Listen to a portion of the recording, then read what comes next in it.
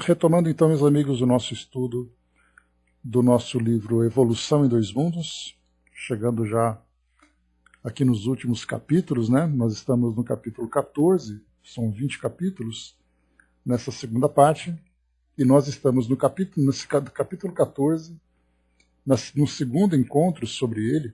O tema é o aborto criminoso, um tema bastante complexo, um tema que André Luiz trouxe para nós aqui orientações valiosas, falando para nós não apenas sobre a prática específica e também das responsabilidades que cabem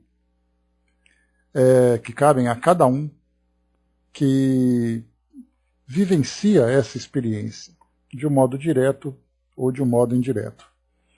Eu vou fazer então aqui a leitura do trecho que nós estudamos na semana passada, e é claro que vai passar de um modo mais rápido, somente para a gente contextualizar o nosso entendimento, e depois a gente segue trazendo aqui os detalhes maiores. Então, aborto criminoso. Foi feita a seguinte pergunta a André Luiz.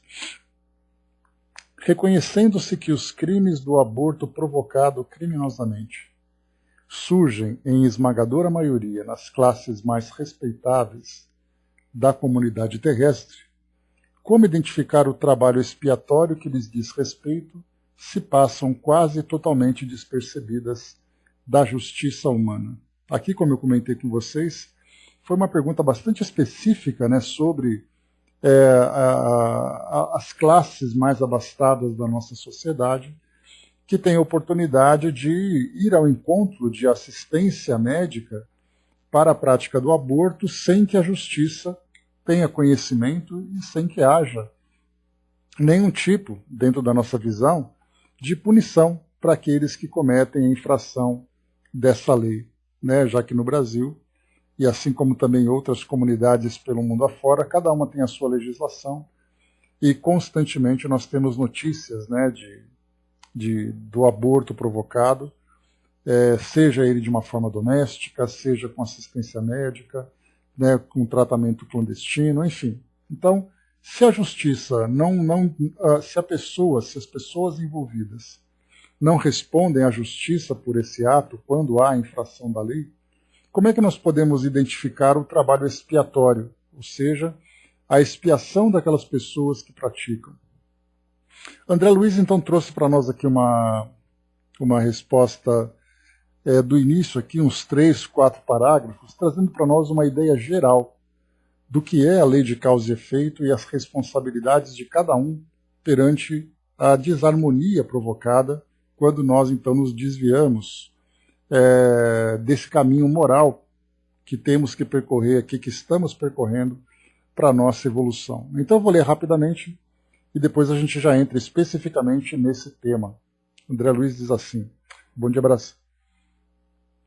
Temos no plano terrestre cada povo com seu código penal apropriado à evolução em que se encontra.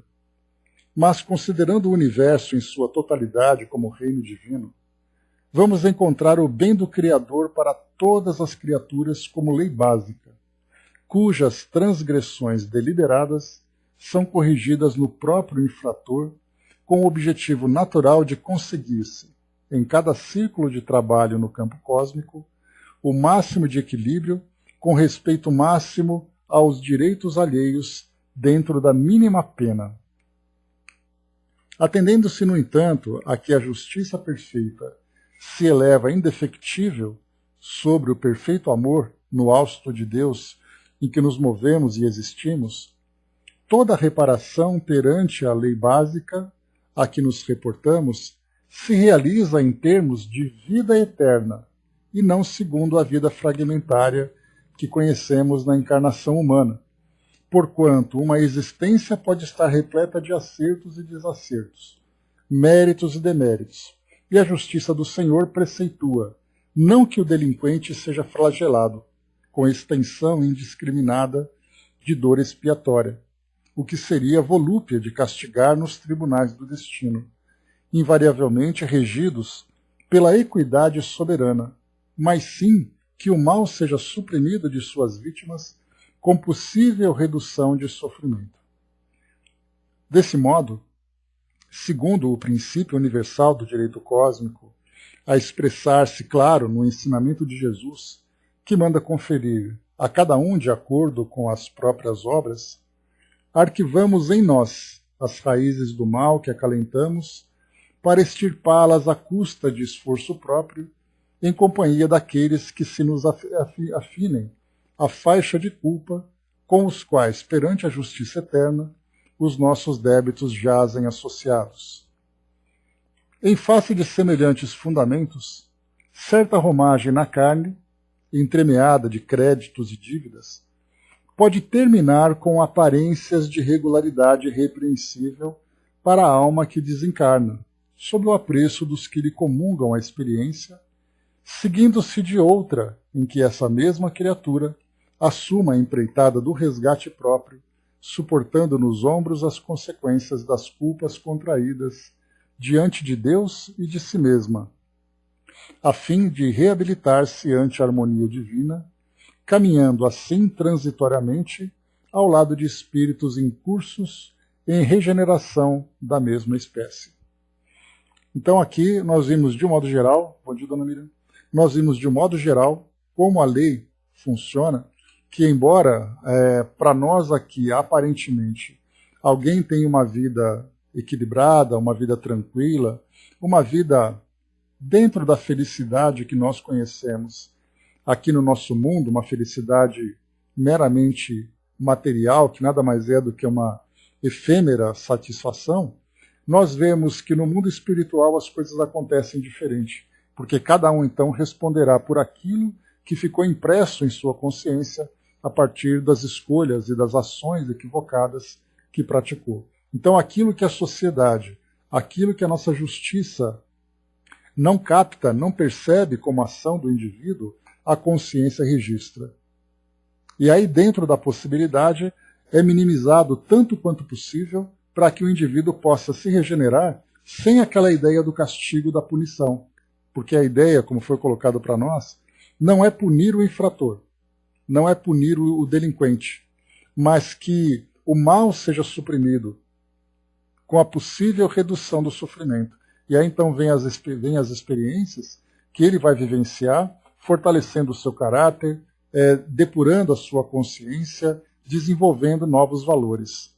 Para que aquela experiência aparentemente sofrida, porque aí nós fazemos aquela ideia, a felicidade aparente e o castigo aparente, ambos mostram para nós uma visão absolutamente superficial da realidade. Porque aquele que é feliz poderá responder por ações que não são captadas, que não são percebidas, e aquele que sofre hoje com a ideia do castigo, com a ideia da infelicidade, é aquele espírito que consegue, no mundo espiritual, resgatar-se perante as leis divinas, equilibrando-se também, né, com essa harmonia divina. Então, aquilo que nós vemos no mundo hoje nada mais é do que apenas um fragmento, uma fração daquilo que o espírito precisa para a sua necessidade. Bom dia, Elcio. O Brás colocou, né, eu considero André Luiz como uma terceira revelação na Terra. Ele é, na verdade, né, Brás, um desenvolvimento daquilo que a doutrina espírita trouxe. Porque o que Kardec fez para nós foi trazer as bases. Ele tinha aquela consciência de que, com o passar do tempo, novos estudiosos, novas ideias seriam apresentadas para nós para trazer uma clareza maior desses conceitos, que vieram para nós de modo bastante técnico. Mas então houve ali essa facilitação para a nossa compreensão. Bom dia, Chaconete. Bom dia, Andréia. Vamos em frente. Aqui, então, agora entrando diretamente no tema proposto, né? Nós estamos fazendo apenas uma revisão daquilo que nós estudamos sobre o aborto provocado, o aborto criminoso. Lemos, então, aquela primeira parte que fala sobre a vida, né, sobre as leis divinas e a oportunidade de aprendizado do espírito. E agora a gente vai entrar especificamente sobre a questão do aborto. É dessa forma que a mulher e o homem, acompliciado nas ocorrências do aborto delituoso, mas principalmente a mulher, cujo grau de responsabilidade nas faltas dessa natureza é muito maior, à frente da vida que ela prometeu honrar com nobreza, na maternidade sublime, desajustam as energias psicossomáticas com mais penetrante desequilíbrio no centro genésico, implantando nos tecidos da própria alma a sementeira de males que frutecerão mais tarde em regime de produção a tempo certo. Então traz para nós aqui o peso da responsabilidade sobre cada um. Claro que não existe uma fórmula matemática que vai simplesmente definir quem tem mais ou quem tem menos responsabilidade. Ambos têm responsabilidade e, dependendo da circunstância de cada um então responderá pela forma como influenciou nessa decisão e nesse ato.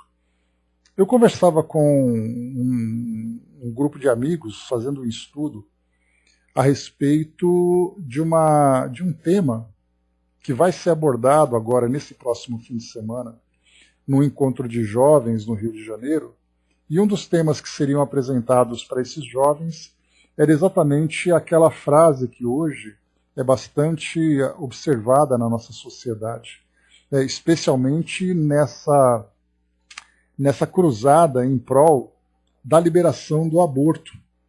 Então, muitas mulheres carregam cartazes quando fazem essas manifestações pelo mundo todo, não apenas aqui no Brasil, meu corpo, minhas regras.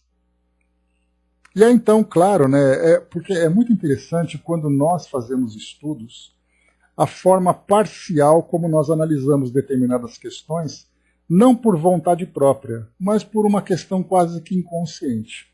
Por exemplo, quando nós falamos sobre racismo, aquele que é o indivíduo que não sofre o racismo, por exemplo, que é ali uma pessoa da etnia, de uma pessoa considerada branca, é muito diferente a opinião que ele tem, mesmo que ele tenha ali uma visão justa a respeito do racismo, daquele que sofre o racismo.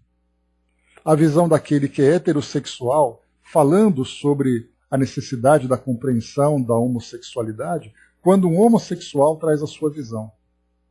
E a mesma coisa quando um homem procura falar sobre a posição da mulher no mundo, por mais justa que ele tente ser, é muito diferente da posição da própria mulher quando fala sobre a sua posição. Isso porque nós falamos na teoria, falamos ali com o nosso esclarecimento, mas nem sempre nós conseguimos atingir a profundidade da questão pelo fato de nós não estarmos vivenciando aquela experiência. A mesma coisa acontece de você falar sobre acessibilidade, sobre inclusão de pessoas que trazem diversas deficiências, sem que você seja deficiente para falar da experiência pessoal. Então, nesse caso, Meu Corpo, Minhas Regras, a gente estava comentando sobre isso e eu me lembrei exatamente desse trecho de André Luiz, que ele falava sobre as responsabilidades do homem e da mulher, mas principalmente para a mulher. E eu comecei a falar um pouco sobre a posição dele, comecei a trazer para nós ali essa clareza de ideias. E aí então teve uma colega que falou assim, mas é muito importante também observar que Meu Corpo, Minhas Regras também cabe aos meninos, aos jovens, que nesse caso eles usam seus corpos em busca de prazer sem assumirem as responsabilidades. Então eles colocam as suas próprias regras e não assumem as consequências. E aí eu parei assim aqueles 5 segundos de reflexão profunda, quando o mundo para de girar, e eu penso, é verdade. Dá a impressão de que as mulheres carregam o mundo nas costas a respeito das responsabilidades, das consequências, enquanto que os homens ficam apenas como telespectadores. E aí deu para perceber que sim, todos nós temos direitos sobre os nossos corpos, mas também temos responsabilidades. E nesse caso, André Luiz aqui ele traz claro que a maternidade é uma missão absolutamente valiosa da perspectiva divina, da importância dessa experiência para cada espírito que busca ali a sua evolução, mas nós temos também aqueles que co-participam desse processo. Então, no caso, a maternidade ela não vem sozinha, ela vem daquele que é o responsável pela participação direta nessa experiência. No caso do aborto não é diferente. Então, sim, a mulher traz ali a responsabilidade maior pelo fato do filho estar sendo gerado no seu ventre, mas aqueles que estão próximos abandonando ou influenciando negativamente assumem também muitas vezes uma responsabilidade até maior pela forma como influencia. Então nós julgamos assim, nossa, mas a mulher fez o aborto, ela que deveria ter feito escolha. E nós não pensamos naqueles que muitas vezes atormentam, infernizam a vida daquela mulher, levando-a a esse comportamento. E aí então vem uma responsabilidade muito maior. O Elcio colocou, né, ainda não temos o olhar do Cristo, né, tudo há de se transformar com o consequente entendimento da humanidade sobre o verdadeiro olhar do Cristo, vivenciando os seus preceitos. Né? Então a gente ainda tem essa visão muito parcial, muito limitada. A gente só olha aquilo que nós realmente aprendemos. E isso vai, bom dia, embaixador, isso vai ao encontro daquilo que Joana de Ângeles trouxe para nós, quando ela disse que a melhor forma de você aprender sobre o erro que você cometeu é você depois sofrer as consequências daquilo que você provocou. Então, se você agride alguém, e depois você fala, eu não devia ter feito isso, a minha consciência está dolorida, muito bem, você conseguiu se transformar, mas o aprendizado virá quando você estiver no papel do agredido. Aí sim você vai aprender na pele essa experiência. Então, para nós, tirando esse lado da expiação, nós só teremos de fato compreensão quando vivemos os papéis, os diversos papéis que a sociedade vai apresentando para nós. Ora você é um homem, ora você é um pai, ora você é um filho, ora você é uma esposa, uma mulher, uma mãe, ora você ali é alguém que ocupa outro papel, daquele que serve, daquele que é servido. Se nós não tivermos oportunidade de passar por essas diversas etapas, a gente aprende na teoria, e aprender na teoria a gente sabe que sim, você adquire conhecimento, mas a experiência, a sabedoria vem com a vivência desse papel. Então a gente tenta trazer aqui a nossa visão, sempre pensando, né, é muito fácil você falar isso sem você passar por essa experiência. Então só o fato de nós reconhecermos essa limitação já é para nós uma grande conquista. Então vamos lá. André Luiz diz para nós, só queria abrir esse parêntese para vocês, porque foi uma experiência foi algo muito simples, muito sutil, mas que trouxe uma repercussão bastante grande na minha visão das coisas. De perceber assim, nossa, mas essa questão do racismo, a gente tem que compreender que todos têm o direito, até você se tornar uma pessoa negra e você vivenciar isso na pele, né, o constrangimento, o preconceito e tudo aquilo que infelizmente a nossa sociedade ainda apresenta para quem vivencia, né, na sua jornada essa questão de diferença étnica, de diferença até mesmo racial, muitas vezes. Mas vamos lá. É dessa forma que a mulher e o homem, acumpliciado nas ocorrências do aborto delituoso, mas principalmente a mulher, cujo grau de responsabilidade nas faltas dessa natureza é muito maior, à frente da vida que ela prometeu honrar com nobreza, na maternidade sublime, desajustam as energias psicossomáticas com mais penetrante desequilíbrio no centro genésico, implantando nos tecidos da própria alma a sementeira de males que frutecerão mais tarde em regime de produção a certo tempo. Então, aquilo que foi praticado nesse ato do aborto, então, com o passar do tempo, no tempo certo, virão então esses frutos. Só que nesse caso, frutos bastante amargos, bastante espinhosos. E aí então, quando se fala sobre a mulher que se comprometeu a vivenciar a experiência da maternidade, né, não raras vezes, na verdade, na maioria das vezes, nós temos também aquele que vem como corresponsável, o homem gerando ali, né, quando nós falamos de um casal heterossexual, naturalmente, que vem ali também dizendo, nós estaremos comprometidos com essa proposta. Mas aí a responsabilidade maior vem exatamente daquela que é a mãe, porque é dentro dela que essa criança vai ser gerada. E ele continua. Isso ocorre, na verdade, aqui quando nós falamos sobre isso, claro que nós nos baseamos no nosso entendimento e ao mesmo tempo também nas orientações que vêm dos espíritos. Mas somente no plano espiritual, quando nós olharmos ali a programação reencarnatória, de entendermos o peso da responsabilidade da maternidade, é que de fato a gente vai conseguir trazer uma posição correta. Porque hoje para nós maternidade é algo importante, a paternidade também é algo importante, mas somente para entendermos qual é exatamente o aprendizado que aquele espírito que vai viver a maternidade precisa absorver, que nós vamos entender a grandeza desse processo. Por enquanto, a gente fica na nossa visão limitada, na nossa visão parcial. Bom dia, Sonja. Então, colocando para nós, por que existe esse peso, principalmente sobre a mulher? Isso ocorre não somente porque o remorso se lhes entranhe no ser, a feição de víbora magnética, mas também porque assimilam, inevitavelmente, as vibrações de angústia e desespero e, por vezes, de revolta e vingança dos espíritos que a lei lhes reservara para filhos do próprio sangue na obra de restauração do destino. Então, primeiro, porque essa lesão que ela provoca em si mesma, afetando o seu corpo perispiritual, a afeição, né, começa pelo remorso. Primeiro vem a própria lesão, depois vem ali a própria consciência.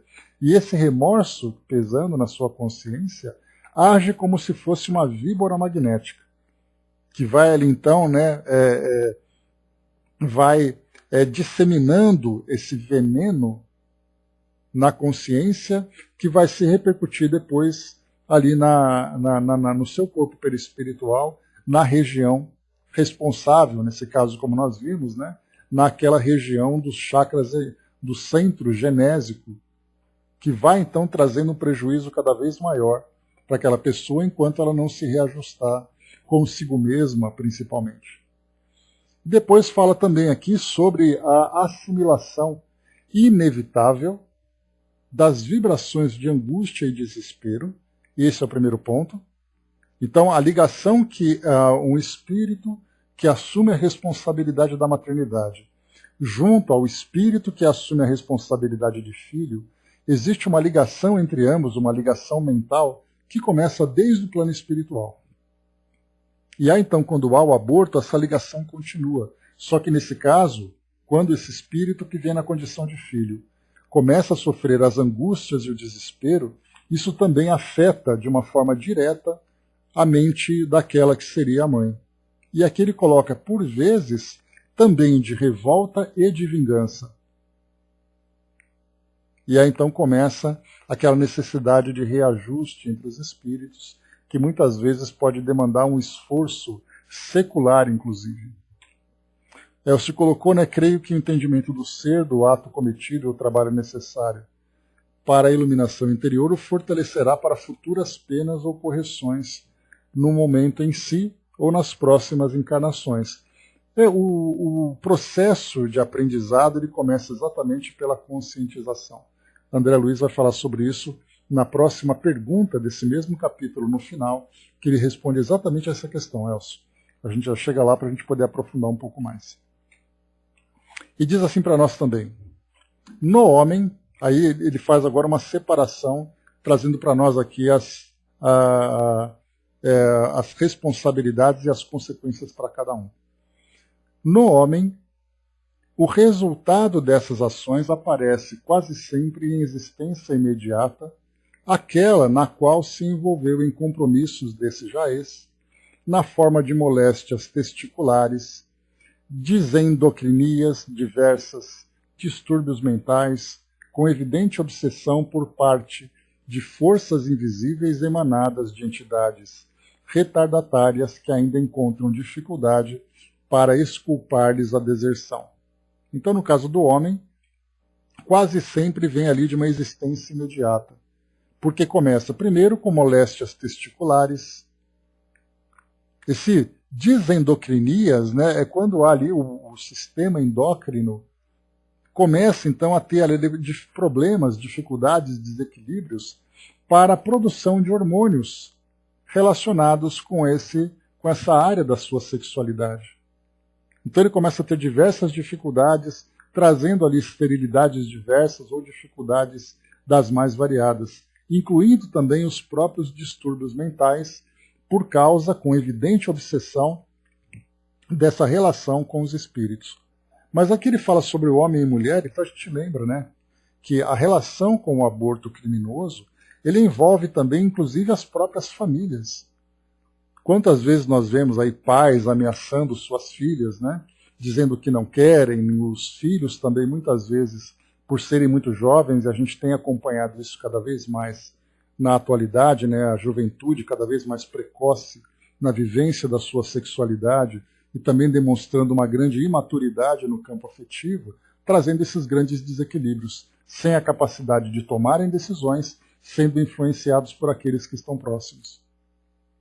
Então isso vai trazendo, né, muitas vezes um pai ou uma mãe dessa criança ou desse jovem, desses jovens, acabam tendo uma responsabilidade quase que capital para aquele ato e depois também sofrerão as consequências disso. Mas então mostra para nós tanto situações orgânicas como também mentais que o homem acaba vivenciando. Aqui agora André Luiz ele vai trazer para nós com mais detalhes, falando sobre as consequências sobre as mulheres. Vamos lá. Aqui é até um pouco injusto, né? Porque ele traz aqui uns 3, 4 parágrafos só falando dessas questões que afetam o corpo feminino, enquanto para o homem ele trouxe apenas um parágrafo. Mas ele coloca exatamente essa questão do peso da responsabilidade sobre o sagrado sacerdócio da maternidade, digamos assim, que nós desconhecemos mais uma vez, porque a nossa visão acaba sendo um pouco preconceituosa, né? O homem vivendo confortavelmente do lado de fora, enquanto que a mulher é responsável por ter o filho. E aí a gente acha que tudo isso acontece exatamente para aquele que traz essa responsabilidade. A Sonja colocou para nós, né, o homem que praticar o aborto, né, médico, por exemplo, e o homem que seria o pai da criança, todos os envolvidos, né? Nesse caso especificamente ele fala da relação da paternidade e da maternidade. Mas como eu coloquei para vocês, nós temos ali muitas situações diretas ou indiretas que acabam também trazendo as suas consequências. Vamos aqui agora falar das nossas queridas mulheres. Nas mulheres, as derivações surgem extremamente mais graves. Então, eles surgem extremamente mais graves. Vamos entender. O aborto provocado sem necessidade terapêutica revela-se matematicamente seguido por choques traumáticos no corpo espiritual, tantas vezes quanto a se repetir o delito de lesa maternidade, mergulhando as mulheres que o perpetram em angústias indefiníveis além da morte, de vez que, por mais extensas se lhe façam as gratificações e os obséquios dos espíritos amigos e benfeitores, que lhes recordam as qualidades elogiáveis, mais se sentem diminuídas moralmente em si mesmas, com o centro genésico desordenado e infeliz, assim como alguém indebitamente admitido num festim brilhante, carregando uma chaga que a todo instante se denuncia. Aí nós falamos sobre isso também, que conversamos na semana passada, que falava isso, né, que muitas vezes os espíritos procuram atenuar essa luta, essa dor, mas quanto mais eles fazem isso, mais pesa na consciência daquele espírito, pelo arrependimento, pela dor que ela sente, moral, né? Então dá a impressão de que ela vai numa festa com espíritos nobres, mostrando, né, uma roupa suja, mostrando uma roupa rasgada, né, denunciando exatamente ali o seu ato. Então essa é a impressão inicial que André Luiz passa para nós. A Miriam colocou para nós, existe um relato do programa de legalização do aborto no Uruguai que mostra o sentimento de culpa e desconforto em muitas mulheres que optam pelo aborto. Além do rótulo pelo julgamento das pessoas que levam para a vida toda. A sociedade é bem cruel ainda, né? Então tem ali prós e contra, né? E a gente lembra que quanto mais distante da espiritualidade, da sua condição espiritual o indivíduo se encontra, muito mais simples para ele, simples aparentemente, é para ele, né, essas ações no campo material. Então meu corpo, minhas regras, eu tomo essa decisão e acabou, eu não tenho preocupação nenhuma. Mas nós sabemos que o espírito, embora ele não tenha consciência das suas responsabilidades como espírito imortal, ele não deixa de ser um espírito imortal. Ele pode até querer ignorar isso racionalmente, mas intimamente ele sabe que ele é um espírito, ele carrega na sua consciência o compromisso e as responsabilidades que foram assumidas. E isso não vai ficar anestesiado. Isso vai mostrar para ele vai mostrar para ele a sua dor. E há espíritos que levam isso com uma certa tranquilidade. Tanto é assim que praticam abortos recorrentes, conforme nós já conversamos, né? O Elcio lembrou, né, já é um indício, né, da recuperação. Sim, né, quando o espírito começa, já no plano espiritual, vivenciar esse drama, já é o início da sua expiação. Porque a gente lembra, né, que o espírito primeiro vem o arrependimento, vem a expiação, e a gente já estudou sobre isso lá no Livro dos Espíritos, lá no quarto livro, né, falando sobre o resgate e a expiação. O Kardec perguntou aos espíritos se a expiação e o arrependimento, tem duas perguntas, se eles são vivenciados na Terra ou são vivenciados no mundo espiritual. E a resposta foi tanto em um como em outro. Então, já no mundo espiritual, aqui mesmo no mundo físico, o espírito começa então já a sentir esse drama de consciência e é o início, sem dúvida nenhuma, desse processo de transformação. A Sonja colocou para nós aqui, né? Conheço uma senhora, hoje com 83 anos, que praticou 4 abortos. No entanto, era uma excelente professora de uma creche, exaltada no seu trabalho pelo carinho com as crianças, né? Ela terá atenuantes? Teoricamente, dentro da nossa visão limitada, o fato de você se dedicar a um trabalho que é nobre no cuidado de creches e crianças, ele teria ali um atenuante maior se você fizesse isso para poder se corrigir. Mas se fazendo isso você continua praticando esse ato, mostre que você faz um trabalho profissional, mesmo que seja com amor, mas isso não foi suficiente para reformar a sua consciência. Porque ela pode trabalhar como professora e no meio de tudo isso continuar tendo essa prática. Mas quem somos nós para fazer qualquer julgamento? Como nós lembramos, né, somente os espíritos que estão próximos sabem analisar, né, qual é a sua história, quais são as suas tendências, as suas dificuldades, né, as suas escolhas. Então, o que a gente sabe né, que é como se fosse aquela ideia, né, fazendo um paralelo, né, Sonja? Um enfermeiro que trabalha no hospital cuidando de pessoas, mas ao mesmo tempo ele é um usuário de drogas. O fato dele cuidar de pessoas não tira dele a responsabilidade dele próprio. Porque ele vai se lesionando, ele vai se destruindo, até que chega um momento em que ele tem responsabilidade sobre aquilo que ele fez. Agora, sem dúvida, o trabalho nobre que ele desenvolveu vai ajudá-lo na sua recuperação, mas não vai tirar dele a responsabilidade por aquilo que ele precisa fazer. É aquela história, né? Teve um relato de um espírito que contou que um homem desencarnou, ele era um criminoso, ele estava preso e tudo mais, chegou no mundo espiritual, né, com uma grande dificuldade, mas as suas córneas foram doadas. E a família que recebeu essas córneas acabou fazendo muitas preces por ele. E aí então, né, ele tinha morrido com um tiro no coração, se eu não me engano, e aí então ele, no plano espiritual, ele falava que ele não conseguia entender o que estava acontecendo, e diziam que aquele brilho que saía do ferimento do peito era resultado da prece que faziam por ele, pelo ato, né, de doação que ele praticou quando ele desencarnou. Então isso ajuda, mas não tira a responsabilidade. Mas aí depois só cada um sabe a sua própria trajetória. A Sonja colocou, isso vai muito além de nossa compreensão. Acredito que ela tenha uma atenuante, porque o parto foi na juventude, né, foi na juventude, e ela se aposentou nessa profissão.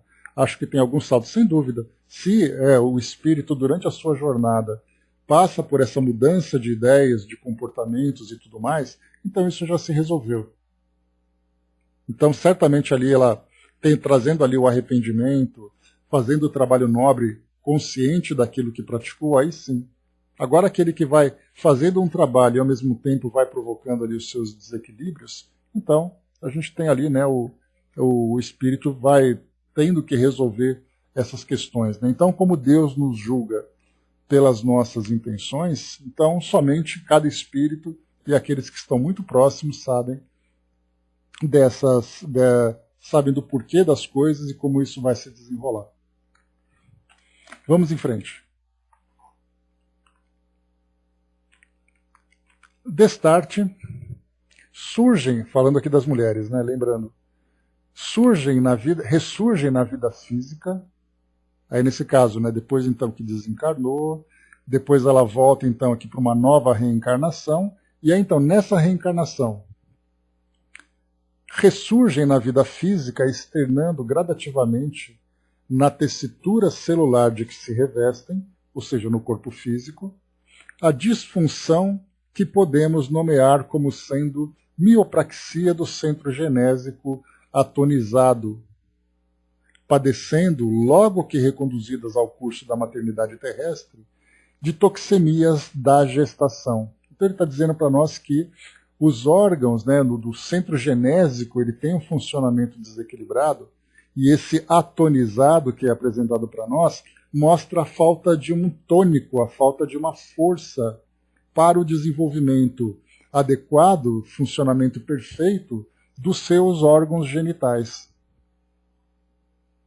E esses órgãos genitais que têm a ver com essa parte de gestação, de reprodução, eles têm ali um mau funcionamento, e quando nós falamos mau funcionamento, nós falamos desde os ovários, falamos das tubas uterinas, do útero, da sua estrutura muscular, da sua estrutura celular. Então falamos ali de uma série de... Porque existe uma diferença de uma pessoa que faz o mau uso dos seus órgãos sexuais apenas pela busca do prazer, com aquele que faz o aborto, afetando não apenas a questão do sexo, mas afetando principalmente as responsabilidades da maternidade.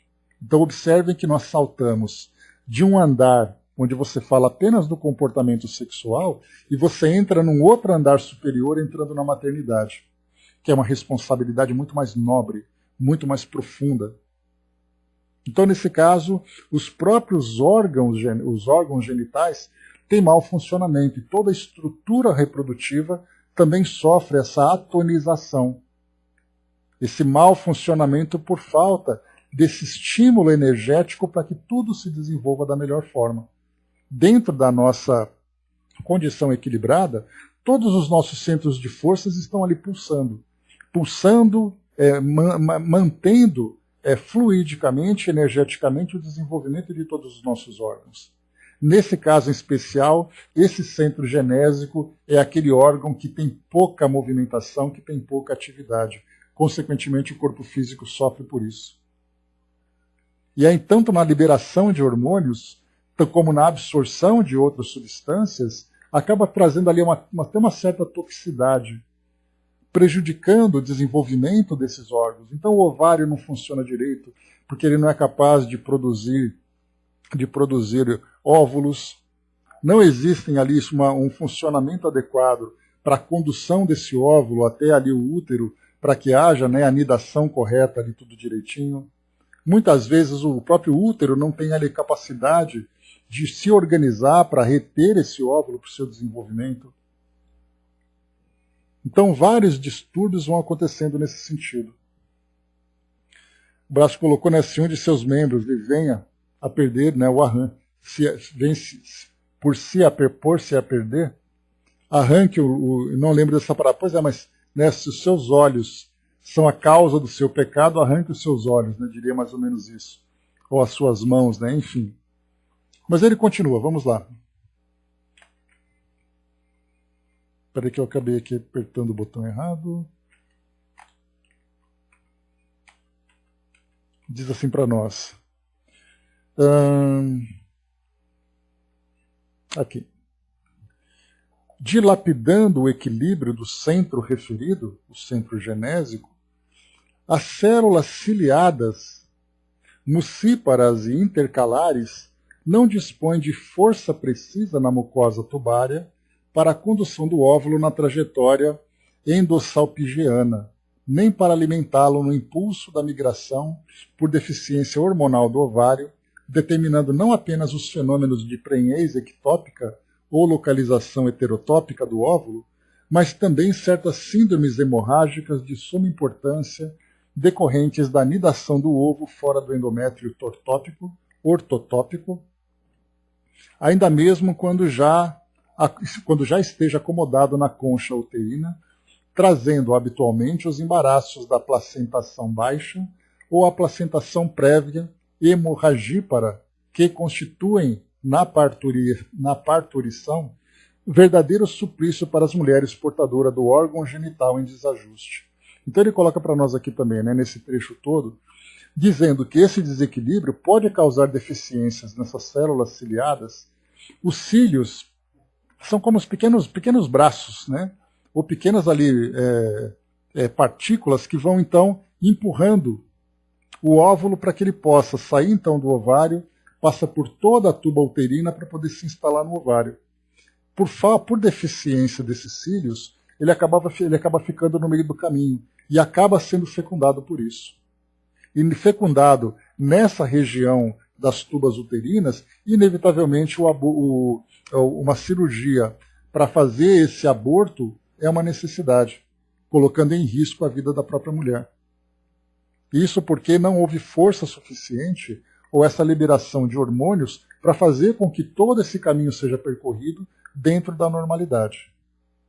Ou, como acontece conosco aqui, esse é o caso da gestação ectópica, né, que acontece nas tubas uterinas.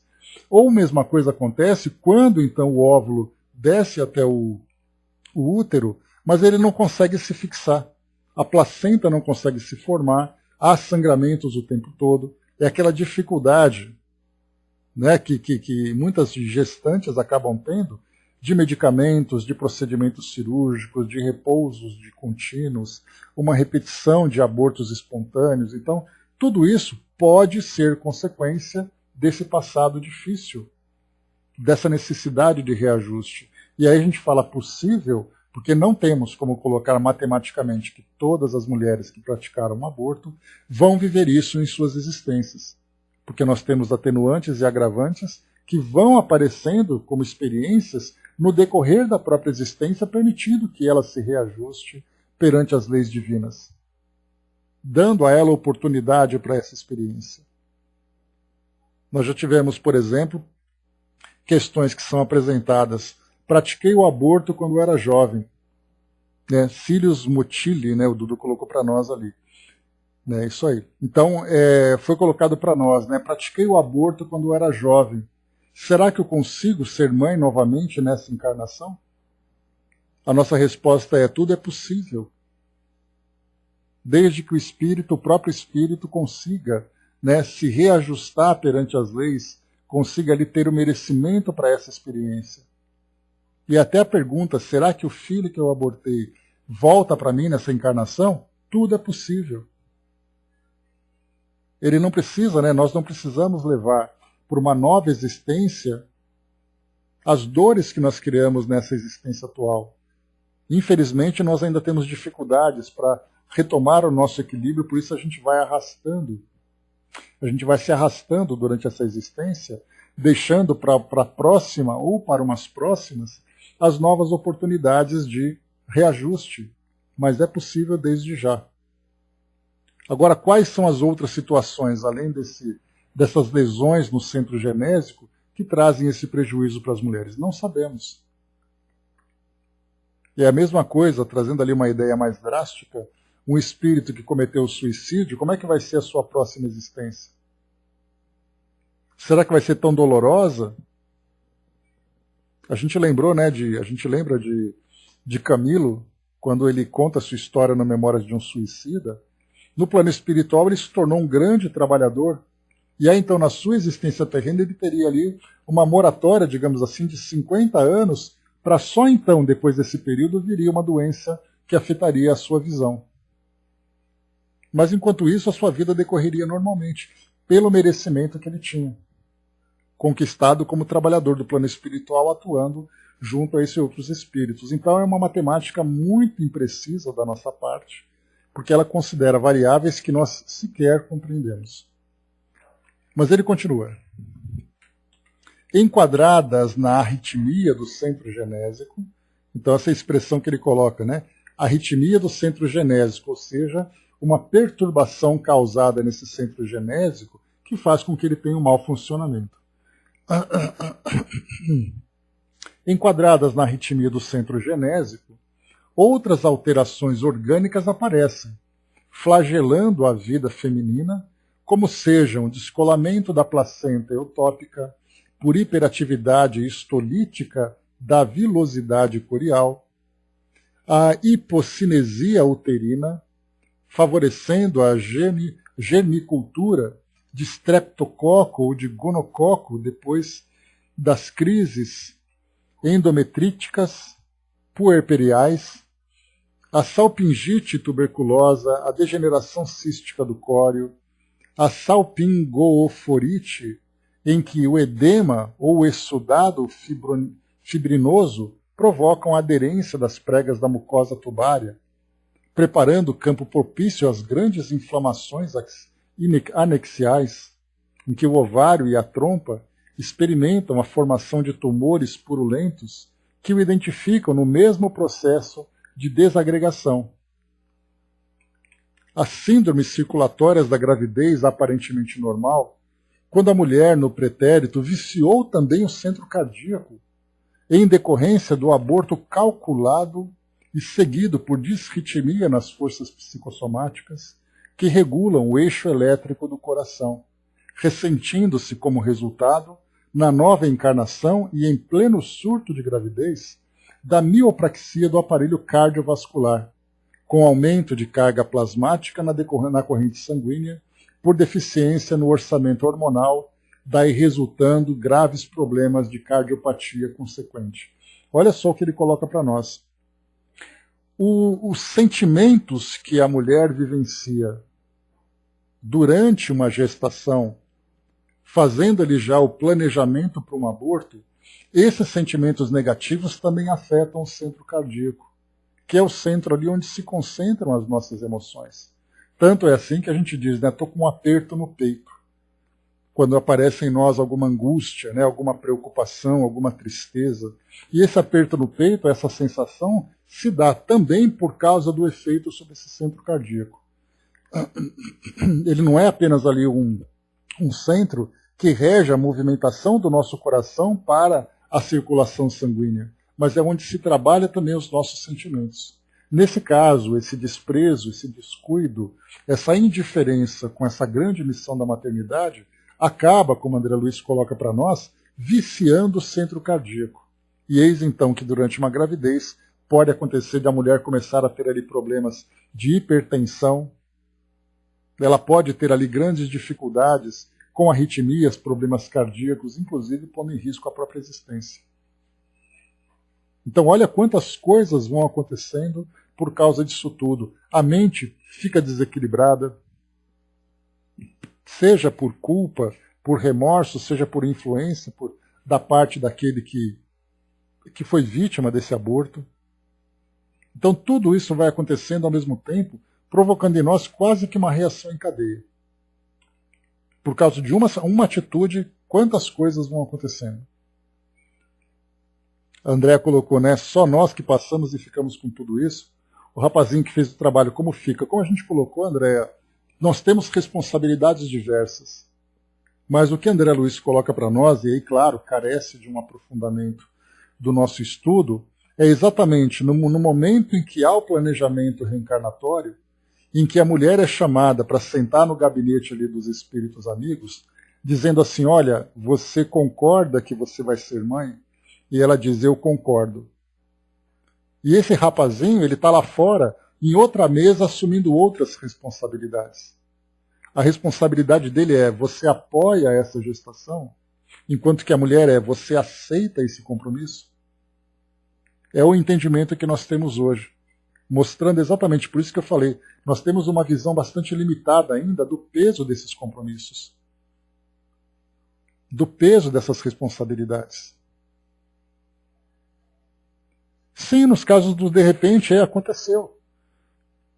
E a gente sabe que nesse caso nós temos também, né, tivemos um estudo que nós fizemos, lá do livro Juventude Interrompida, é o primeiro capítulo, nós estudamos,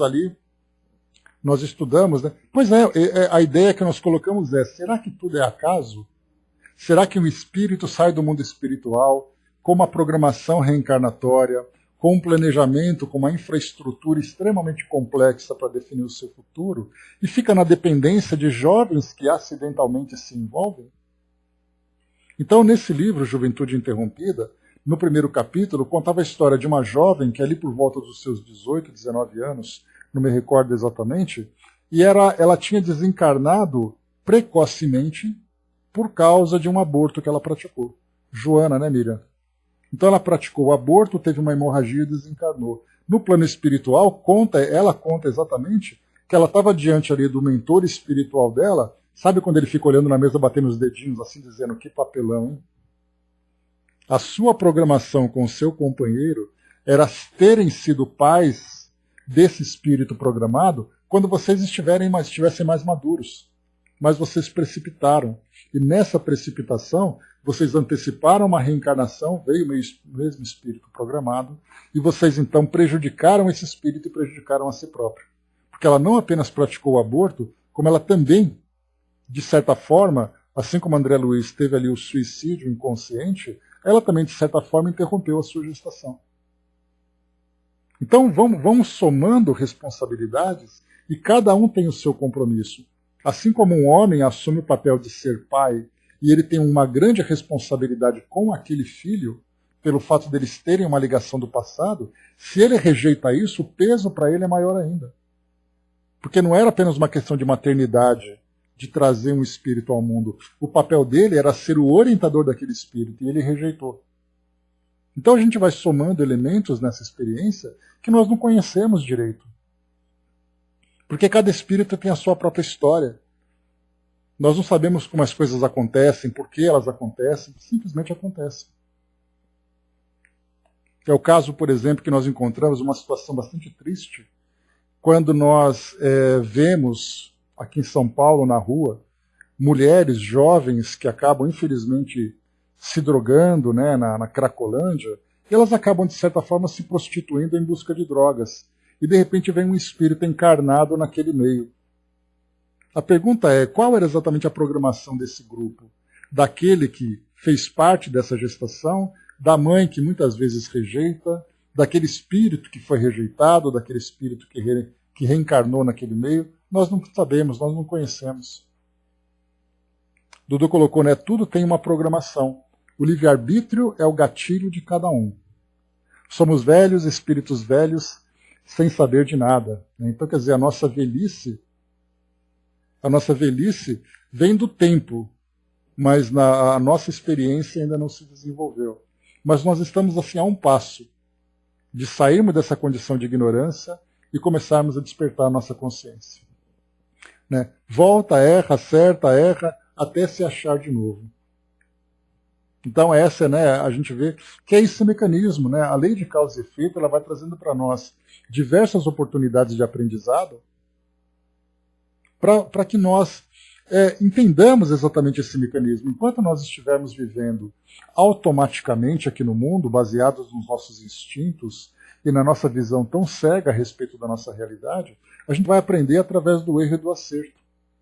Quando nós, então, despertarmos a nossa consciência, aí, então, a nossa caminhada vai ser mais objetiva e mais produtiva também. Né? André colocou, né, acho muito simples falar em aula, como eu falei para vocês. Né? É muito fácil um homem que não é pai falar das responsabilidades de uma mulher que pratica o aborto. É muito fácil de um homem que não tem a maternidade falar, mas ao mesmo tempo a gente também não pode deixar de levar a importância desse compromisso. Cada um tem ali, olha, independente do abandono, independente da influência, a responsabilidade da mãe é uma responsabilidade sagrada, que a gente já estudou tantas e tantas vezes aqui no nosso estudo. Agora, o peso de cada um, não sabemos. Evolua e faça-se melhor. Né? É o nosso papel, o nosso trabalho de crescimento. O Braço colocou, nunca tive livre-arbítrio. Quando criança tinha a guspada nas pernas, depois de velho, tem um chicote na consciência. Pois é, né, Braço? André colocou, nem quer saber o que está acontecendo. É o famoso te vira. Pois é, o te vira agora. Mas depois também tem o drama de consciência que ele vai vivenciar. É que nós estamos falando especificamente da mãe, né? Mas a gente sabe também do peso dessa responsabilidade, porque esse ato de ignorar a responsabilidade, também traz ali um peso muito grande. Muitas vezes, toda a história de uma mulher com o seu filho, com seus filhos, sofrendo o abandono de um homem que tinha o compromisso de ampará-la nesse processo, muitas vezes a história de vida que ela vivenciou com as suas dores, com as suas dificuldades, vai desabar sobre a consciência dele. E ele depois vai ter outro compromisso para se reajustar e trabalhar nesse processo de compensação por aquilo que ele deixou de fazer. A mensagem que chega para nós, né, continuando aqui, obrigado pela orientação, diz assim: o teu padrão espiritual só sabeis quando estás programado, mas quando chega à sua casa, ao seu retorno, à terra que vai morar, esqueceis de tudo, e aí chega o erro de novo. O acerto e a sua conquista vai divagando, chegando, melhorando com suas vidas sucessivas. É o natural amadurecimento que nós vamos vivendo. Hoje, né, bom dia, Sandra. Hoje nós temos a oportunidade, através desses estudos, através desse melhor entendimento, a fortalecer cada vez mais o peso do nosso livre-arbítrio, porque nós passamos a fazer o uso dele não com mais sabedoria, mas com menos ignorância. Então hoje nós temos uma grande oportunidade, uma oportunidade de tomar decisões corretas, olhando por um objetivo que nós agora conhecemos. Mas quando nós olhamos para o mundo hoje, as pessoas pensam apenas no dia de amanhã. Como vai ser minha vida agora, e não na responsabilidade daquele espírito imortal que saiu do plano espiritual com compromissos, digamos, assinados, com contratos firmados, contratos morais firmados, mas que acabam negligenciando por nem saberem a sua existência. Mas aí vai aprendendo, né?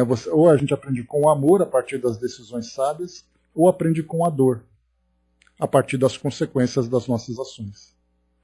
O Wells colocou para nós, né, há uma impressionante narração do espírito de uma mulher que queria adentrar em nosso lar pelos fundos, sendo impedida pelo vigilante-chefe por se tratar de forte vampiro. Trazia impressos em seu perispírito 58 pontos negros correspondentes a igual número de abortos que praticara. Sua missão nas dependências de nosso lar colocaria em perigo os pacientes lá internados. Ela era uma enfermeira, né? Então ela praticava esses abortos, né, nas pessoas, dizendo que fazia um favor. E ela deveria ser reconhecida por isso. E aquele trecho, né, que ela vem com toda a humildade, pedindo o acolhimento, e depois que ela é rejeitada, ela se transforma e mostra exatamente ali a sua natureza agressiva, né, a violência moral com que ela agia. Dudu colocou para nós, né, tu é uma fruta verde no pé, esperando o tempo fazer o maduro, para um dia cair no solo, e assim com suas sementes brotar, e brotando a cada tempo, trazendo novos frutos. É o ciclo da vida. Né? Então a gente vai... somos hoje frutos, amadurecemos, caímos, geramos, damos novos frutos, amadurecemos, caímos, geramos, e assim vai.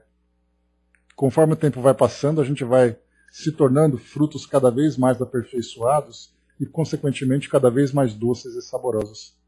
Por enquanto, nós somos ainda frutos amargos, mas nada com o passar do tempo para chegar no nosso amadurecimento. O Braço colocou, né, o livro O Nosso Lar é cheio de exemplos importantes. Nunca esqueço do exemplo da escravocrata errante, né? Pois é, exatamente, né, Braço? Olha, mas Andréia tem cada abacaxi gostoso, hein? Então, tá aí, ó, tem abacaxi que é bem docinho. Até limão fica gostoso, né, quando a gente coloca o açúcar ali, aquele tempero do açúcar do amor, né? Então, vamos lá. Então, falávamos aqui, meus amigos, voltando para o nosso texto. Antes temos aqui, né, Dudu colocou mais uma vez, coloca mel, né, Sandra? Fica docinho. Compreenda que a missão de cada um é trazer a sua nobreza espiritual. E só o tempo que tu não entende ainda faz-se perdido por tempos. Mas tu serás o vencedor dessa obra divina do Pai. Então, a gente pensa muito, se você veio como pai, se você veio como mãe, se você veio como filho, qual é o seu papel aqui no mundo. Mas, na verdade, o objetivo maior é sempre isso. É desenvolver essa missão principal, que é essa nobreza espiritual nossa. Então a gente olha muito, porque às vezes esses tropeços, esses desvios que nós ainda tomamos por causa de ilusões, por causa de medos, por causa de imaturidade ainda, fazem parte desse processo de amadurecimento. A estrada ela já está construída. A gente pode até tentar pegar um atalho, mas nós voltamos para essa estrada a partir da própria força das circunstâncias. Então a nossa missão é sempre essa, não importa onde eu esteja, como eu esteja, qual é a minha atividade atual. O papel principal sempre vai ser esse, a nossa nobreza espiritual, o nosso crescimento em direção a Deus. Mas nós olhamos a nossa vida de uma forma, como André Luiz colocou lá no início desse capítulo, nós olhamos a nossa vida de uma forma muito fragmentada. Nós acreditamos que esse nosso papel é o mais importante da nossa existência. E quantos papéis importantes nós já tivemos, que também são os mais importantes da nossa existência, em existências anteriores, e que teremos em existências futuras. É sempre uma encarnação, assim como um dia depois do outro, uma encarnação depois da outra. A questão é quando nós vamos começar, de fato, a mudar as nossas encarnações futuras. Colocado para nós aqui, né? Alegre-se por ser o que és agora, porque a sua forma do seu ser não importa. A sua linha de vida já está toda programada, até você achar o melhor da sua existência. Fique bem, nós que agradecemos a participação, os esclarecimentos, os ensinamentos para nós. Então, vejamos sempre isso, né? Valorizemos a nossa existência, isso que a doutrina espírita traz para nós como ponto principal. E como é colocado lá na introdução do Evangelho segundo o Espiritismo, naquele texto do Espírito de Verdade, que ele diz, chegou a hora em que todas as coisas serão restabelecidas no seu verdadeiro sentido. Essa frase é muito importante, porque agora nós começamos a ver tudo com muita clareza. Estamos um passo à frente, Elcio. Temos mais esclarecimento, temos mais clareza na nossa visão, entendemos o mecanismo, embora tenhamos dificuldade de fazer valer esse conhecimento, mas nós já começamos a entender o mecanismo da vida. E nós não podemos perder essa oportunidade, seja qual for a nossa ação e a circunstância que surja para nós como parte do nosso aprendizado. Avançando para nós aqui, André Luiz, para a gente acelerar um pouquinho para finalizar esse capítulo. Vamos lá.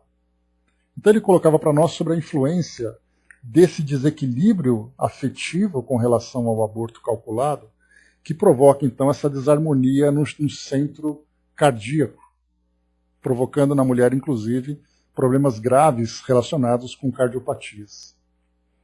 Temos ainda a considerar que a mulher sintonizada com os deveres da maternidade, na primeira, ou, pode deixar, Dudu, beleza. Na primeira, ou às vezes até na segunda gestação, quando descamba para o aborto criminoso, na gestação dos filhos posteriores, inocula automaticamente o centro genésico e no centro esplênico do corpo espiritual as causas sutis de desequilíbrio recôndito a se lhe evidenciarem na existência própria pela vasta acumulação do antígeno que lhe importará as divergências sanguíneas com que asfixia gradativamente, através da hemólise, o rebento de amor que alberga carinhosamente no próprio seio, a partir da segunda ou terceira gestação, porque as enfermidades do corpo humano, como reflexos das depressões profundas da alma, ocorrem dentro dos justos períodos etários. Então ele coloca para nós aqui, é um detalhe importante, lembrando sempre, né, aquilo que André Luiz apresenta para nós, não é, de um modo geral, só um instantinho, pessoal, não é, de um modo geral, uma regra. Tá? Mas o que André Luiz fala para nós, deixa eu só pegar aqui, pessoal, salvando agora aqui o texto, a área de texto, senão depois eu me perco. Pronto, salvado. Então, assim, né, o que ele coloca para nós aqui é uma doença chamada doença hemolítica do recém-nascido, ou também chamada, né, de eristoblastose fetal. Eu lembro desses nomes porque na faculdade estudava isso daí na época de biologia e eu nunca mais esqueci. E é quando a mãe, então, ela tem ali o sangue dela. Ela tem um sangue com o seu RH negativo. E aí, então, durante o primeiro parto, vem ali a criança com RH positivo. No contato com esse RH, ela começa a produzir anticorpos. Se o segundo filho nasce com RH positivo, automaticamente o corpo dela começa a combater essa criança como se fosse um invasor, provocando o aborto espontâneo. Então ele traz para nós exatamente essa questão da biologia, mostrando que pode acontecer. Então ele diz assim, só para a gente poder reforçar. Ele diz assim, temos que considerar a mulher sintonizada com os deveres da maternidade na primeira, ou às vezes até na segunda gestação, quando descamba para o aborto criminoso, na gestação dos filhos posteriores, inocula automaticamente no centro genésico e no centro esplênico do corpo espiritual, lembrando que nesse centro esplênico, que fica na região aqui do pâncreas, né, do baço, é onde produz anticorpos. E aí então ela começa a produzir esses anticorpos e coloca para nós assim, as causas sutis do desequilíbrio recôndito a se evidenciarem na existência próxima pela vasta acumulação do antígeno que lhe imporá as divergências sanguíneas com que asfixia gradativamente através da hemólise, da produção de sangue, o rebento de amor que alberga carinhosamente no próprio seio, a partir da segunda ou terceira gestação. Porque ele coloca assim que na encarnação seguinte, a mulher pode trazer essa questão do tipo sanguíneo, do fator RH que ela tem, para afetar aquele filho que deveria vir para ela, como rebento de amor, como é colocado para nós, e como rebento de amor, então, ela mesma expulsa do seu corpo, como parte dessa rejeição que ela teve no passado. Hoje a medicina está mais avançada, né, com medicamentos, né, que fazem a destruição desses anticorpos e tudo mais, mas ainda assim traz grandes dificuldades, principalmente fora dos grandes centros urbanos. E continua. Além dos sintomas que abordamos em sintética digressão, na etiopatogenia das moléstias do órgão genital da mulher, ou seja, né, ele fez ali uma leve explanação sobre a causa das doenças nos órgãos genitais, no órgão genital da mulher, surpreenderemos largo capítulo a ponderar no campo nervoso, a face da hiperexcitação do centro cerebral, com inquietantes modificações na personalidade, a ralarem muitas vezes no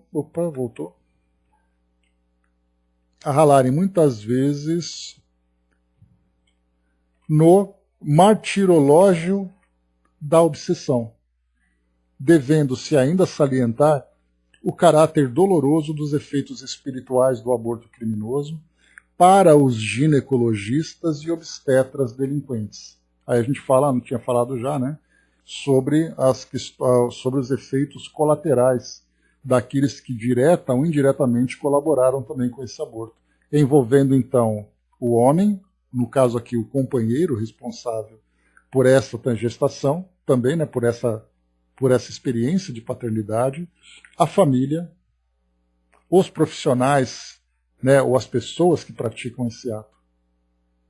Então aqui mostra para nós sobre as questões do campo nervoso. Então nós vimos assim que afeta o campo genésico por causa desses distúrbios da gestação, o esplênico afetando numa próxima existência as reencarnações em que a mulher pode acontecer dela ter um aborto espontâneo porque o próprio corpo dela combate aquela gestação. Podemos ter ali uma desarmonia no campo cardíaco, quando ela, então, pelo fato de guardar nos seus centros emocionais essas toxinas pelos sentimentos negativos que ela produziu no passado, e, inevitavelmente, o próprio centro, o nosso centro, o centro nervoso, de modo geral, né, tanto coronário como frontal, em que mentalmente a mulher também sofre esses distúrbios por causa da culpa, trazendo ali crises, trazendo desequilíbrios, como também colateralmente os efeitos das influências obsessivas. Ninguém dribla as leis de amor. Todos nós precisamos nos reequilibrar. Ou seja, não tem ninguém ali atento, não tem ninguém ali nos acompanhando para impor para nós nenhum tipo de punição. A nossa própria desarmonia vai trazer para nós essa necessidade de reajuste. E para finalizarmos, meus amigos, aqui, mais uma pergunta que foi levada a André Luiz nesse mesmo capítulo, agora bem pequenininha. Beleza, Dudu, então tá tranquilo. Para melhorar a própria situação, que deve fazer a mulher? Para melhorar a própria situação, que deve fazer a mulher que se reconhece na atualidade, com dívidas no aborto provocado, antecipando-se desde agora no trabalho da sua própria melhoria moral, antes que a próxima existência lhe imponha as aflições regenerativas? Então, o que a mulher pode fazer nesse caso, desde já, quando ela então alcança a consciência daquilo que ela vivenciou, tem ali o arrependimento daquilo que ela vivenciou? Resposta de André Luiz. Sabemos que é possível renovar o destino todos os dias. Olha que frase belíssima. Sabemos que é possível renovar o destino todos os dias. Quem ontem abandonou os próprios filhos, pode hoje afeiçoar-se aos filhos alheios necessitados de carinho e abnegação. Olha aí, Sonja, que você tinha colocado. O próprio Evangelho do Senhor, na palavra do apóstolo Pedro, adverte-nos quanto à necessidade de cultivarmos ardente caridade uns para os outros, porque a caridade cobre a multidão dos nossos males. Aqui é uma citação, então, de rodapé. Epístola de Paulo, capítulo 4, versículo 8. Então, desde já. E aí, claro, né, a gente vai, então, aqui reforçar também. Deixa eu pegar para vocês aquele trecho belíssimo, só para a gente poder lembrar, né, que vale a pena a gente trazer essa ilustração. Diz assim para nós.